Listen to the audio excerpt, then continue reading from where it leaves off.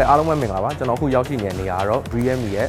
smartphone အသစ်ဖြစ်တဲ့ Realme C3 နဲ့ Realme C3i launch event ပဲဖြစ်ပါတယ်အခုဒီ event မှာဆိုတော့ Realme ကဘာ product တွေမိတ်ဆက်မလဲဘယ်လိုဖုန်းသစ်တွေမိတ်ဆက်မလဲမိတ်ဆက်လာမယ့်ဖုန်းသစ်မှာဘယ်လို feature တွေပါအောင်မလဲဆိုတော့ပရိသတ်ကြီးကျွန်တော်လည်းအတူဆက်လက်ပြီးတော့ကြည့်ရှုလိုက်ကြရအောင်